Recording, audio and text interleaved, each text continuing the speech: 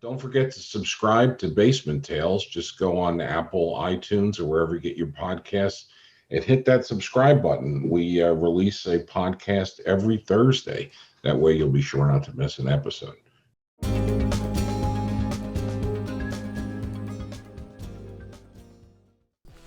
Welcome to Basement Tales with Sam Jackman, Charlie Einsman, Ed Grass, and Sandra Delancey. We have fun telling crazy but true stories about turning the worst possible property disasters into bags of money. Along the way, we'll pass along some important lessons to help you make cash on real estate.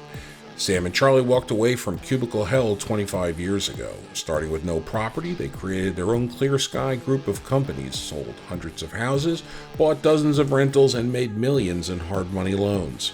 I'm Ed, a big firm litigator until muscular dystrophy made me find a hobby other than suing people. I miss it. Sandra's the normal person here with a real job plus some rentals. Her decades of friendship with the group, from office flunkies to property gurus, might help keep us all humble and focused on learning something. I wouldn't count on it. Oh, we're talking about the sandwich. We're talking about the second trust sandwich today. Oh, yeah. That's good, because I was thinking we should talk about liens. Yeah, now what liens? Oh, we need to talk about that too. Yeah. Well, which is part of the second trust sandwich. I mean, I can maybe let me give a quick primer on liens, and then maybe if you have a story. But I do. I've got two stories. So I'll go from the very quickly through the simple concept of a lien, and then we can get into the fun, disastrous basement tale versions of liens. But basically, when you buy a property and you get a mortgage, the bank puts what's called a lien on the property, so that if you go bankrupt or you stop paying or whatever, the bank can be sure that they're going to get their lien paid first. So we call it a first trust or a first lien. And whereas, say, a credit card company that gives you credit, if you don't pay, that's an unsecured debt. They can't automatically collect against your property. That's why you see the interest rates are much higher for credit cards to account for their risk and because they're rapacious scum. And then for lenders, they can charge you a lot lower interest rate because they're pretty confident of being able to get their money back through the lien. Now, you can have multiple liens. Typically, most people have a bank or, like our guys, a hard money lender as the first lien. But then if there's enough equity in the property, you can get a second lien. Most people think of those as home equity loans or lines of credit. And of course, as it sounds like, the second lien holder does not get to execute against the property without paying off the first lien holder. So you're in a riskier position. If the person defaults on their first lien and starts to run up a lot of costs you don't know about, then your second lien can start to become sort of valueless.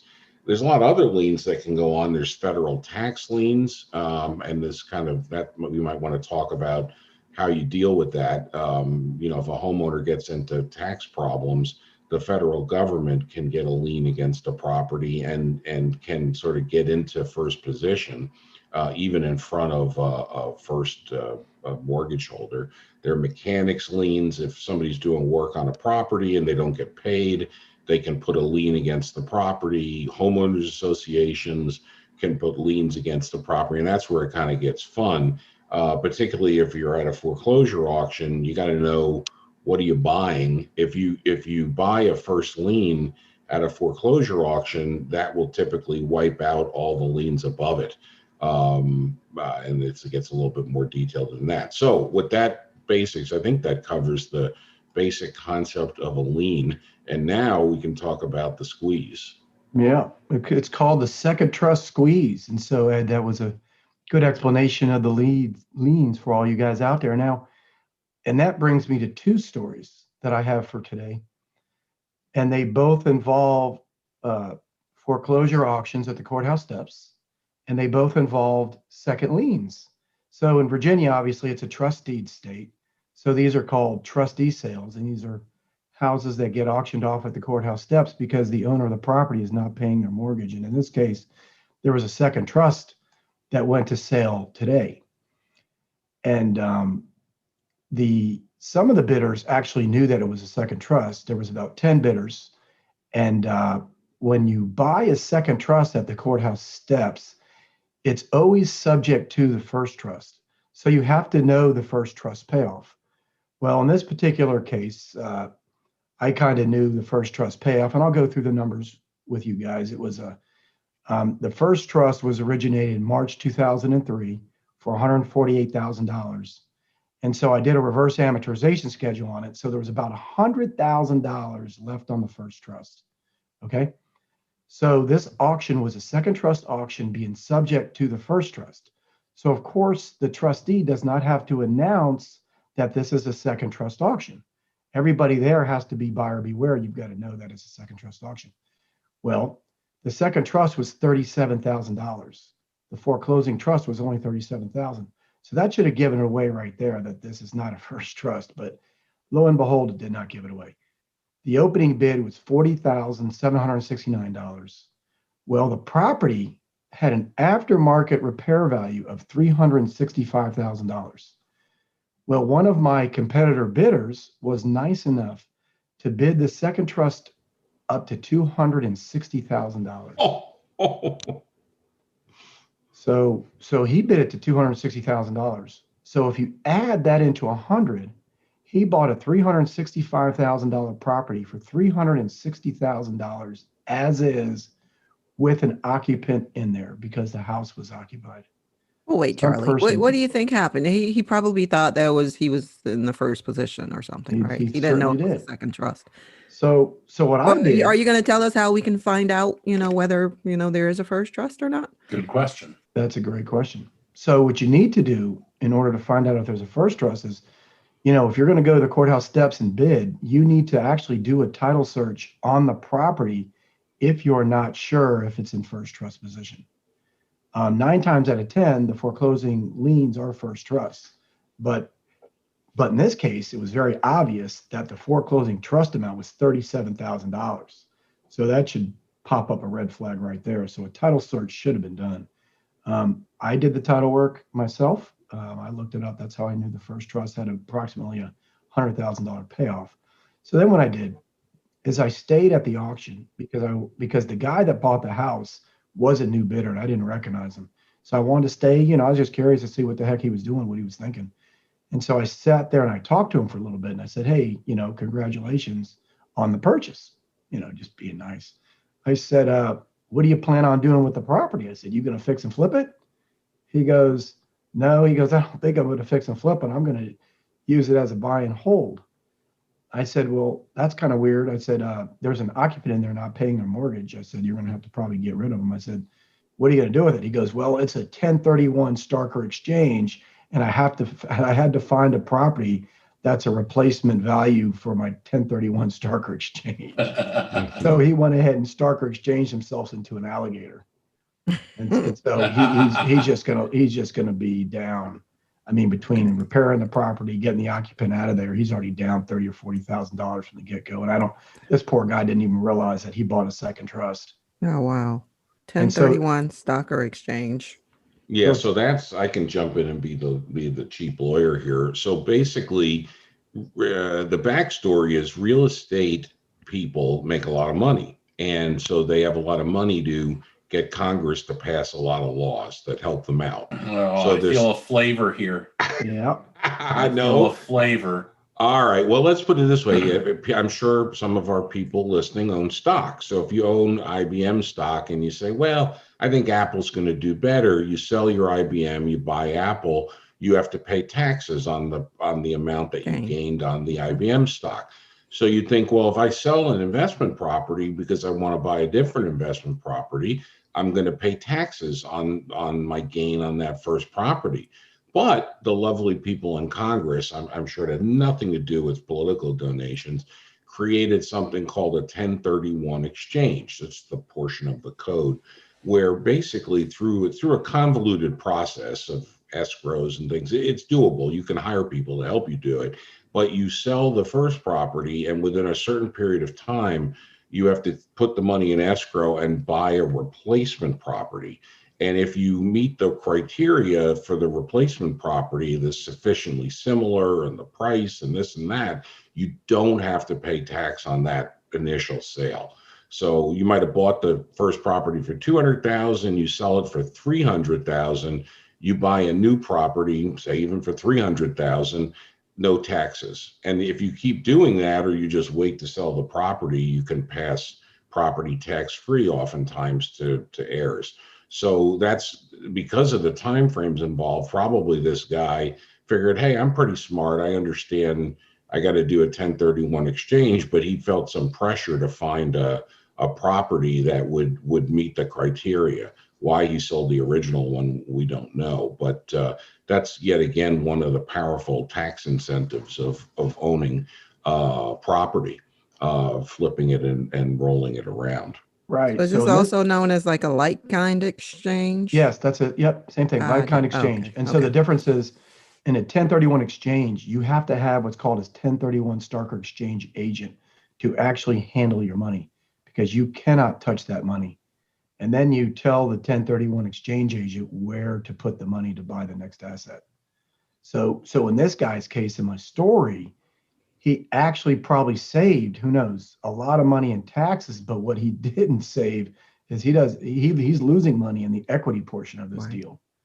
And so the funny part of the story is that I'll get into is that the actual substitute trustee sort of freaked out a little bit, and she did something maybe not so right.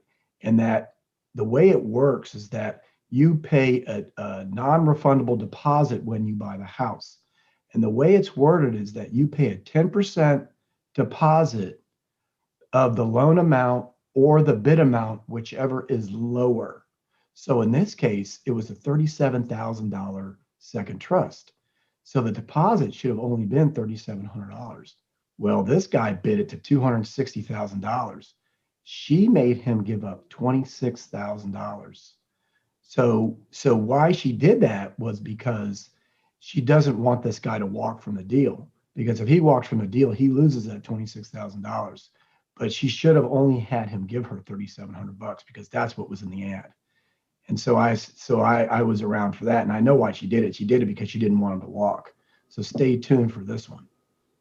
Yeah, this is one you would take that $3,600 and gladly light it on fire to walk away from this deal. Right. Well, maybe not so gladly, but you definitely would do it. And sometimes in the past with these second trust auctions, I've gambled and risked, because sometimes the deposits are only $5,000, and so and if I wasn't sure what lien position it was, I just risked the money, knowing that if I had lost $5,000, oh well, we lost $5,000. And we've done well with it. We've done well with that. Yeah, we've done really well with that strategy. It didn't work one time. We lost a little bit of money in that we bought a lot out in Western Virginia somewhere, and it was actually a pretty good price for the lot. The problem is it was a residential lot that didn't perk.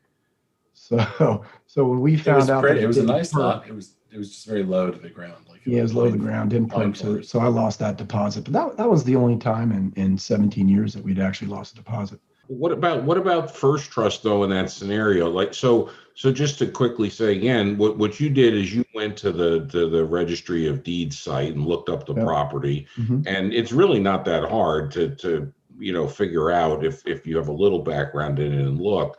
So you found the first trust, and I got all of that, and then you just punch the numbers into an amortization thing. You can pull that up on the internet, and you hit the 140 loan roughly should have been paid down to 100. Okay, but my question is, if they've defaulted on the second trust, a lot of times they've defaulted on the first trust. And you don't know how long ago they defaulted, because they could have, you might know because you might check, but they might have declared bankruptcy on and off for the last 3 years or something, or 2 years, or maybe not much, but they could have run up a lot of late fees and late charges on the first trust and lawyers' fees.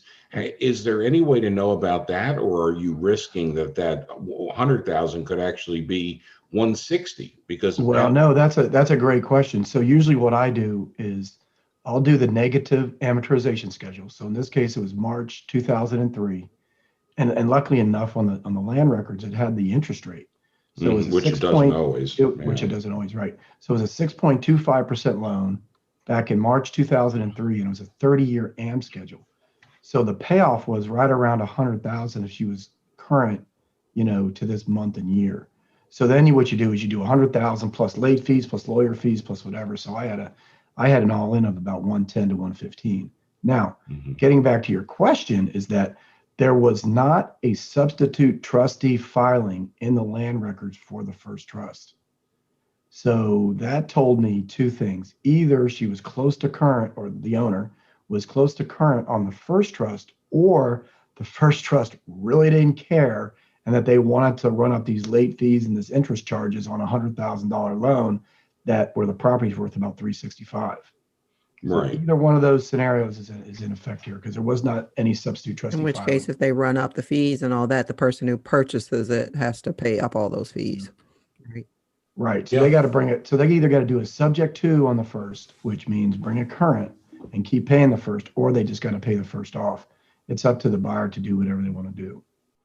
Now, how about in that scenario? How about if that homeowner realized they're in trouble and they need to sell their property, so they go and hire a contractor to put a new kitchen in to get ready to sell it, but that doesn't work. They don't pay the contractor. They're underwater on the house, and the contractor puts a mechanics lien on the property. What impact would that have on the first or second trust? And so let's use your scenario. Presumably the mechanics lien would be in the third position. Do you need to worry about that? Would that get wiped out? Well, can we talk about the mechanics lien? Let's talk about whether their loan that they got was for construction purposes or not, right? Because then you're going to have to play in whether they had a draw at the timing of the draw and the placement of the mechanics lien, Which is pretty hard to figure out. So there's some risk of that, but relatively small. Presumably, if they're in financial trouble, they probably wouldn't. Although I guess if it's a building under construction, a fix and flip that failed, that scenario could happen. That's right. Well, we had a problem, Stan, with the loan where we had to wait 6 months before we could foreclose because the second trust was comprised of a mechanics lien. Remember that property that we had to wait 6 Where was months? that? That was the one that we brought to Fairfax County and that we got all of our money because it was a fully renovated property. It was on the MLS and they had it overpriced. Remember, we had to wait 6 months because there was a second trust. We thought it was a second That's trust. down the road from my house. We thought it was a second Yeah. trust, but it turned out to be a mechanics lien. So we Yeah. were advised, I don't know why, but we had to wait 6 months and a day before we could actually auction it off because of the way that second trust was really a mechanics lien.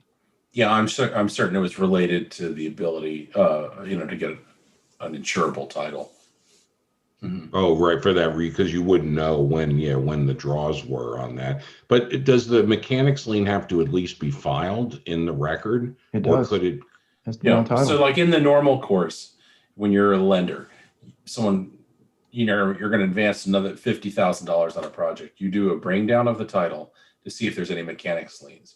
If there's no mechanics liens and you've done your bring down and you do the advance on that day, then you're not subject to the mechanics lien at that point. So the mechanics lien, if it comes in, is going to be behind you.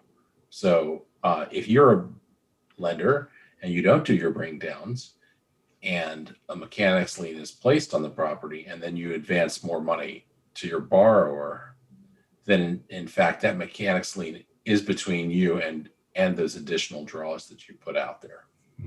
So that's a bit of a problem. And then you find out about it at closing. Yep.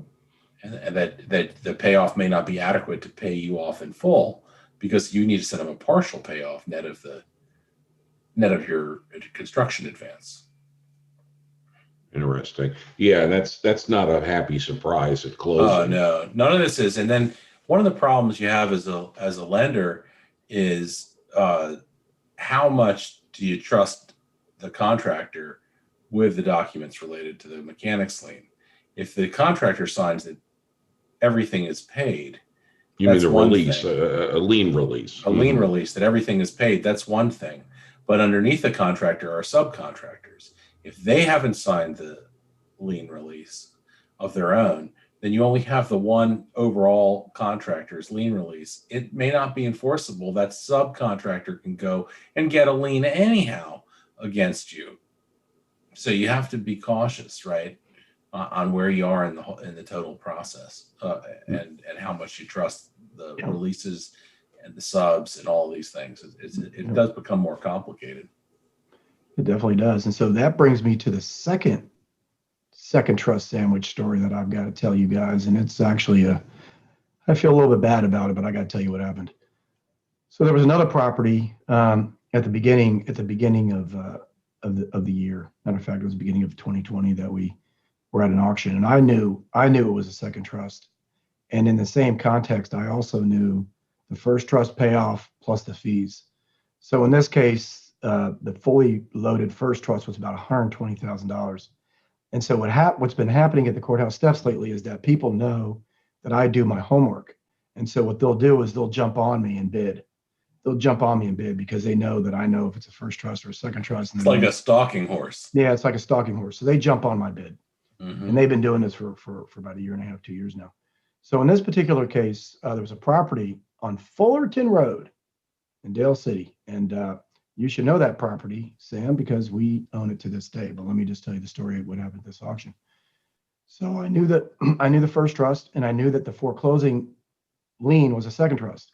And I knew all the numbers. At the time, the property was worth about $300,000. The first trust payoff was $120,000. And there were probably about 12 or 14 bidders there at the auction. And so the second trust amount was $62,900. So it wasn't that, again, it was a small loan amount. And so it was such a small loan amount that you had to raise an eyebrow and say, hey, this can't be a first trust. I need to do a title search. Like I said, so it was a second trust for $62,900. The first trust all-in payoff was about $120,000. So encumbrances was about $182,900 or something like that. Well, this poor guy bid it all the way up to $211,000. But the reason why he bid it up was because I kept bidding and I wouldn't stop bidding. And so once it got to the point where I knew he was thinking it was a first trust, I sort of got out of town. So I got out of town at about 210. This is when Charlie says, I dropped it on him. Yeah, so I dropped it on him just because I was so upset that these guys are bidding because I bid. So I bid it all the way up thinking that everybody thought it was a first trust when I knew it was a second trust. So this poor guy got the bid at $211,000. Well, about a week later, and so he owed, because he bid 211, he owed, what was it, 62.9. So he put up about $10,000 to $15,000 in a deposit, right? And so I didn't think nothing of it. So 2 or 3 weeks goes by, and I said, I know. I said, I realized that it was a first trust. I said, the second trust. I knew it was a second trust. I said, I apologize for dropping it on you, but you guys got to learn your lessons. So this poor guy goes to me. He goes, you know what? He goes, I want to thank you very much for doing that to me. He goes, you taught me a really, really good lesson, and I really appreciate you for doing that. And I tell you what, I never felt so low in my life. I mean, this was a really nice guy that I absolutely stuck it to, and he lost $10,000 to $15,000. But he was so thankful for me, and he wasn't acting that way. He was really sincere about it, and so I felt really, really bad about it. But again, he got caught up in a second trust sandwich. This is Charlie's usual MO, though. He leaves people in these incredibly tough situations, and then they thank him for it. Yeah. Well, thank you, Charlie. And then when it comes to Sam, they're like, yeah, that guy's a jerk. Yeah. Well, they send the lawsuit to you, They Sam. send the sheriff to my house. Right. That Charlie, he's great. It's that Sam. So Yeah. I never felt so bad about a deal like that. I felt bad laying this guy out, but it was either going to be him or another one of my bidders who was bidding on top of me anyway. So somebody would have lost money, and it wasn't going to be us. What's amazing to me, Charlie, is these people don't do the basic homework. Like I could understand somebody who maybe is trying to get started. They don't quite realize that, but most of these people are pretty experienced, and hopefully now our listeners know to do it. If they're in, you got to investigate this stuff, listen, read, go to some auctions, watch, talk to people. Usually the bidders are, nice enough to talk generally, about properties or whatever. But yet so many of these people they don't even do the basic homework. And there's a lot of tricksters there. There's a lot of people at those auctions playing games, and there are people following you with what you're doing, and there are people sending out untrue information about the status of property. I still remember one of my first buy experiences. I bought a house in Arlington, and we had set the price, and there was only one other bidder, and that person still is very active in the space, and she was so aggressive. I wasn't quite sure, but I was pretty sure I knew what I was doing. And she was telling me things about how the house was leaking inside and all these stories about the house. I'm like, this just doesn't make too much sense. She ran us up at least $50,000 that day, just being the only other bidder there. But in the end, we did all right. Well, that brings me back to my first story for today. You've got to hear a funny thing. And so that same bidder, she now doesn't show up to auction. She has her other people showing up for her to do it for her. And so as this guy was bidding up that second trust so high, he gets on the phone, and he had already checked it. So he knew it was occupied. So he gets on the phone, and he's loud as day. Oh, okay. So you're telling me the property's vacant? Oh, okay. It's vacant. Same game. Thank you for telling me that it's vacant in front of all. Same game. Just misinformation. He's spewing out all kinds of misinformation. This poor guy is buying a second trust, and he doesn't even realize that he's got an alligator called a first trust that he's got to go pay off. So he thinks he's got a first trust vacant house. He sure does, man. It's pretty much. What sort of cost do you think it generates? Obviously it varies by jurisdiction, but say Virginia, where at least was relatively easy to evict people. What sort of cost do you factor in for eviction? Ooh, that's a great question. I mean, pre-COVID, we factor in 2,500 or less. And so what we do is we do a keys for cash for the most part. We just give them $2,000 to $2,000, 2,500, and give them some walkaway money. But now COVID, There's no walking. God, what's the cost in Virginia for COVID?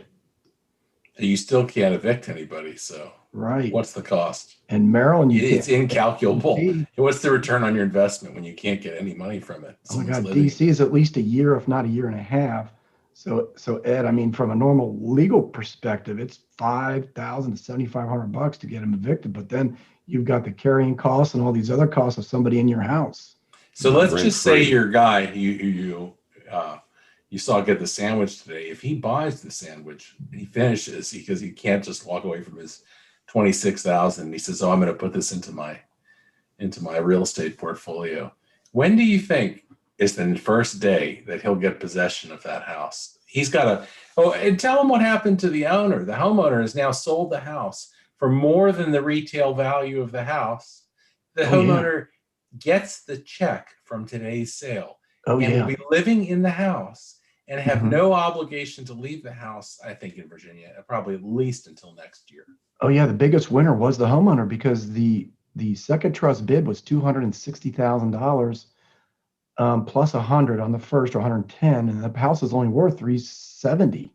So they're going to get 260 minus the 40,000 that's owed to the second trust. So that's 220 left over plus whatever, 3 to 5% the trustee's going to get paid on the auction. So they're going to be leaving there with a lot of money. So they're going to have the homeowner who hasn't paid any bills, Right. does not pay their bills, is going to get $200,000 and not have to leave the house till 2022.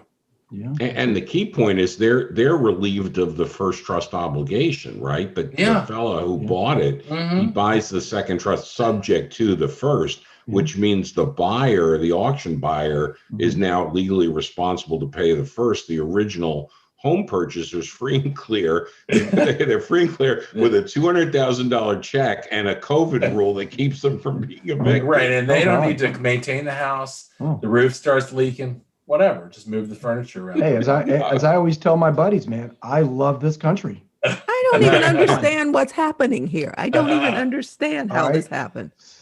Ask the This is question. We're ready. crazy. I don't even know what question to ask. I mean, how is it that you're saying that the person who bought it at auction now owns this home that someone else is living in and owes a mortgage on this? Well, I mean, he did the like-kind exchange, so presumably it's paid for, right? Remember, he bought the second trust auction. He's the winner. He bought the second trust for $260,000. So he owes $260,000.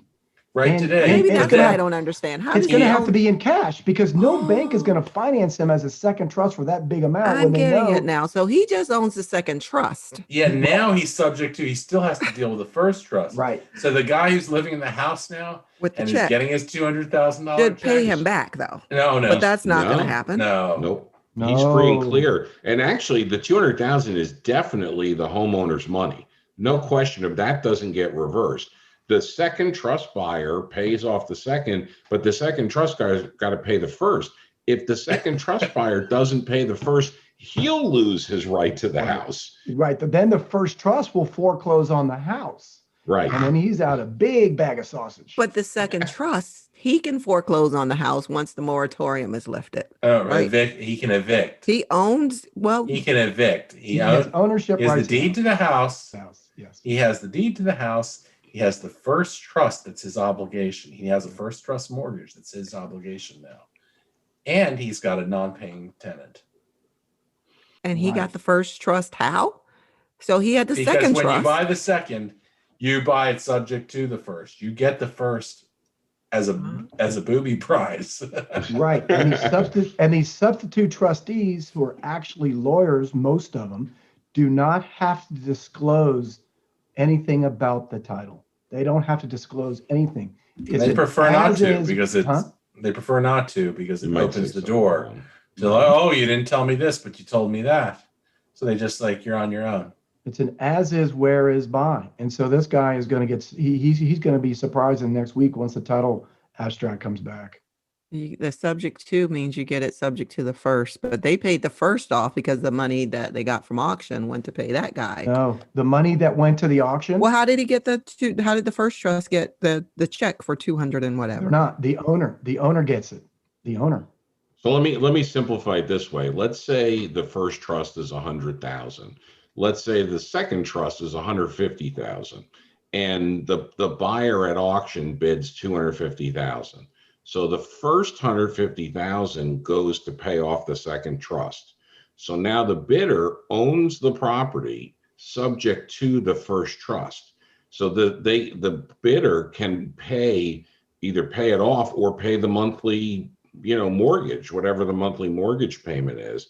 The homeowner that got foreclosed on, they're totally out of ownership, Right. but they get the overage. What happens at a foreclosure auction is any amount above the lien and above the fees and costs goes to the homeowner.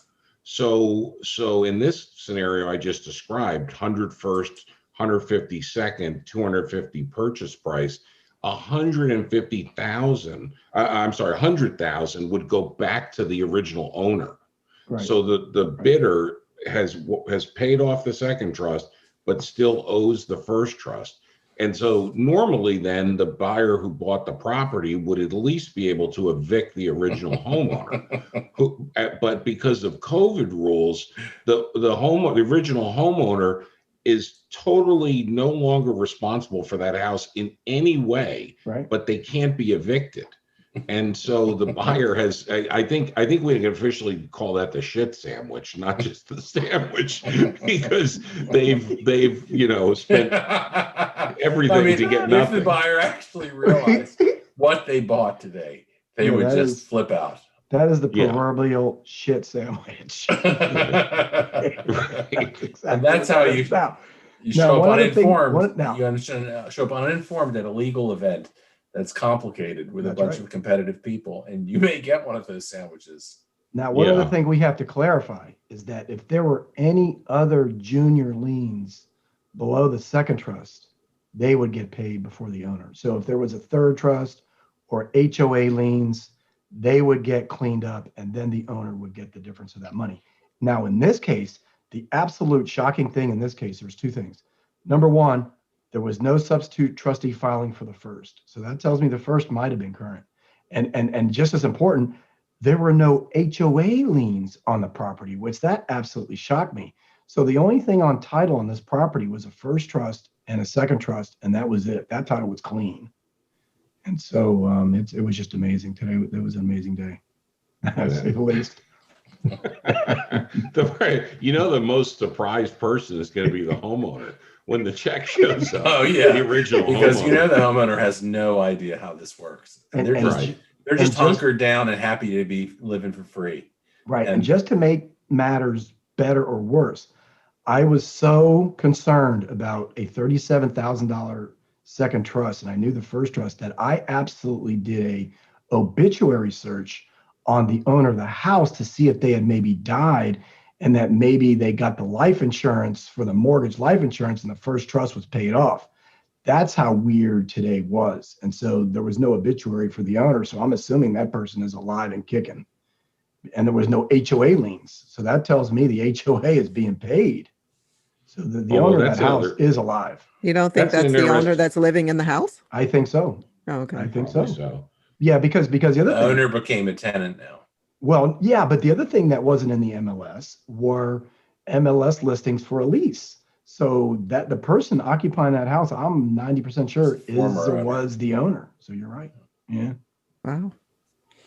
That's a story. Right, that's true. It could be a renter that's in that house, but they still would be staying because of COVID. But the owner, they join our heirs would get the money. Ranch Road renter in the happy free world of COVID. Yeah, not paying rent. Yeah, just no rent. Well, but like I said, there's two things, right? So the reason why I'm pretty sure the owner is in the house is because, number one, there were no lease listings in the MLS to lease it out to a tenant. And just as importantly, the tax record of where the tax record is being mailed to is that same property. So it's certainly not an out of area owner. I mean, so because that tax record would be updated to be going somewhere else. So, this is a critical point to point out for our listeners. And as you listen to our show, take notes sometimes, because that's such a great pro tip right there, which to us, I guess, probably seems sort of obvious. But when you're researching a house, we talked about going and checking the deed to see what sort of liens are against it. But going to the tax record can be very informative, because if typically it'll say 123 Jones Street is the property and 123 Jones Street is the mailing address for the tax statements.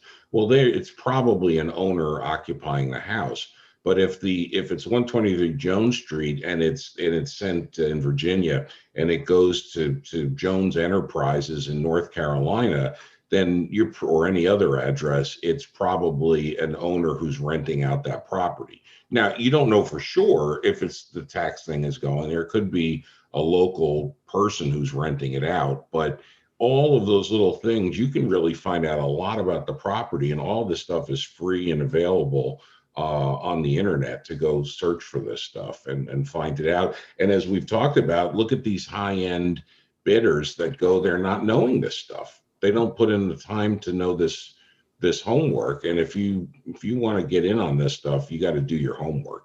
Or so you don't just follow Charlie. Yeah, you might want to watch his eyes to see if he's doing something shifty. Look, Sandra. Look up, Sandra. He was behind me. The shark. That's my pet. We'll have to watch to see if you have the shark eyes on or not. That's my pet there. Yeah, you certainly don't want to follow what I do. One thing you might consider when you're going out to bid on a house is what the exact language is in the advertisement. So if you're going to have to buy the house and close and it says that you owe all the prior taxes that happen to have accrued, you need to look up what the prior taxes are, because they can be really, really high in some jurisdictions. Like the district, if the house has been in disrepair, it has a tenfold tax increase. So you could have, if it was in disrepair for 2 years, you could have 20 years worth of taxes to have to pay on that purchase. And there's no way out of that. And the same for water. Water is no joke down in the district. You will pay a water bill, but you're not going to get it free of the last guy's water bill. I don't care. True. 6 ways till Sunday. They might tell you it's free. You're not going to ever have water on in your property unless you pay the last guy's water bill. You could just argue it all day. You could say whatever in the advertisement, but you just get the water company to make that right. It's not going to work. Well, that's an interesting point about those advertisements, is they are intensely boring. They're written by lawyers that I think are kept indoors and not allowed to ever see sunshine. And And I, as a lawyer, I like to read insurance policies, honest, hand to God. I enjoy weird stuff like that. But those advertisements make me want to cry. And particularly the long ones. And then they generally are in the same format, but they can change how much of the deposit is. It might typically be, as Charlie indicated, but it could be 3 times that of the deposit, or it could say subject to all past taxes. They just drop in a couple words, and that changes a lot of stuff. So unfortunately, you have to read that, underline whatever you're reading, and make sure you're clear so that you bring, for example, enough deposit. And that can actually be good. Sometimes if they make the deposit high, that, as Charlie, I think, said in one of our recent episodes, not everybody may have enough money with them. So that actually could be great for you if they have some big deposit and you come with enough of a deposit. So do your homework. And do your homework. If it's complicated and it's hard to get to closing for some reason, and the language in the sale says that you owe interest, you may owe interest at the old person's rate, at a new rate, at any kind of rate. When you get to closing, let's say it takes you a year to get to closing in a great state like Maryland, then you may owe interest for a year on the house you bought from the date of the auction. And that happened to us just last year. Remember, it took that guy 8 or 9 months. We foreclosed on a property in College Park, and it took him 9 months to finally close it. And he owed us 9 months of interest on top of that, and that was a pretty good. He wasn't happy because the interest. He wasn't happy at all. He tried to negotiate it. We weren't having any part of that. We could have stuck him with the penalty interest because there was accruing at a rate, close your ears, of 24%, but we gave him the negotiated rate, the regular rate of 12, so he didn't absolutely flip out of his head. Why did it take him so long to close? Because you have to get a judge to approve your sale in Maryland, and they just do whatever they want up there. They don't even bother, don't come in for 6 months, 9 months, whatever. And so the same thing happened to us on another property, Ed, that you brought up. Remember, you brought up the property taxes. We purchased a property over there in Georgetown. What was it, Glover Park, Sam? Yeah. And that it had 2 years worth of property taxes, and the tax assessment on this guy was like almost $1 million. So we had to pay 2 years of property taxes. It was pretty grim. And it was a vacant tax rate in DC. Oh, but we knew that, though, going into the auction. So that was one of our expenses. So at least factored. So in the old days, yeah, they used to, prior to this event in DC, there was a more of a reasonable approach. They wanted to see some growth. And so that they would say is, okay, if you bought it and it was subject to the vacant rate, you could say, okay, I'm an LLC. I'm going to renovate the home. We're adding all this value, and they'll put it at the regular rate, and you could pay it off at the regular rate. But when we sent our guys in to advocate for us, our attorney, on the same basis, and he spoke to the head of the department, that guy said that he was a new sheriff in town, and there'll be no adjustments ever, and that we should never enter the building again with that kind of request. That was just so out of control that we would even suggest that they would do a favor for an LLC. that was it. That was it. Code just 99. Get out. That's get out.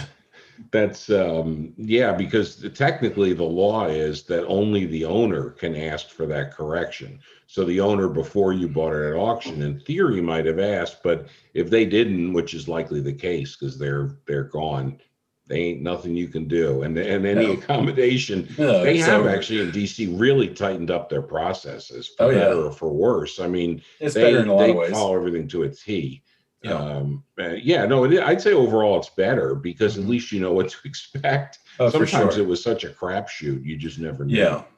Right now, most things are automated in DC, unless you have a very strange exception. And they're very fast to get done. Right. And they're very expensive, but at least it's well understood.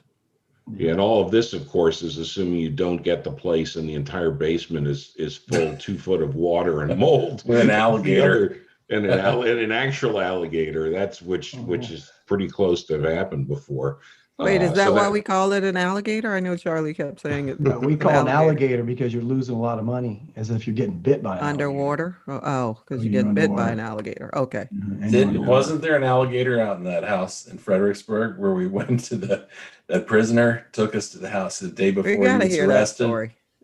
Charlie, I'm in the back of the guy's Oh my car, gosh. and he was showing up to go to a state pen the next day, and we went out to see his house that he was considering selling. Remember that? Oh, I do. And he was so mad at his ex-wife, and that she agreed to sell us the house. And as it push come to shove, this was my buddy. I grew up with this guy. And so I figured no problem. We had a deal worked out with the ex-wife. He's just going to go ahead and sign it and let us buy it. So we get to the house. The house hadn't had power. It was a custom built house in Stafford.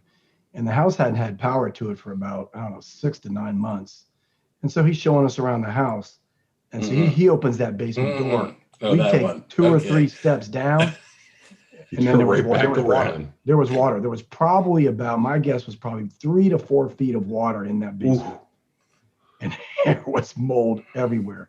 But he was I only rode in the back seat of that criminal's car. I was not going to. And he was so mad at his ex-wife because his ex-wife had him convicted and had him going to jail. And so he wouldn't sell us the house. He said, I'm not selling you that house. This house is going to foreclosure. So he was all bitter and salty. So we didn't get to buy the alligator house. But somebody did it foreclosure. Somebody got it. Yeah, Breen and Barry. I'm not allowed to say their name, but yeah, somebody bought it at a foreclosure sale, and I tracked it all the way through. And it was like I said, it was a nice custom home, but it came with a pool in the basement and a mold box. Wow. So there's and I guess that's what you've been saying. People are paying like what, 95 cents on the dollar for this stuff, and they're not leaving enough margin to deal with the unexpected stuff. You can do everything Charlie does, and there's still risk of an actual alligator in the basement or whatever whatever might happen. So you got to not overpay for these things. Gotta be careful. Take your time finding that foreclosure. If you're just starting up doing this, don't get all excited and bid too high from the first thing you saw. It's one of the things you gotta know your numbers. I can't stress that enough. You've got to know your numbers, and don't just buy something just because you're a little desperate to buy something. I mean, know your numbers and do not play what we call eraser math. I mean, that's what I tell people all the time. You can't do eraser math, which means your ARV isn't $20,000 higher than what the numbers show, and your renovation that's at $50,000. Don't think you're going to get away with $35,000. So you can't do eraser math on both sides. It's not going to work. You're going to end up losing money. So if you like what you've heard, subscribe and like us today. Yeah, like I said, please send us an email, yourstory@basementtales.com. We'd like to hear from you guys.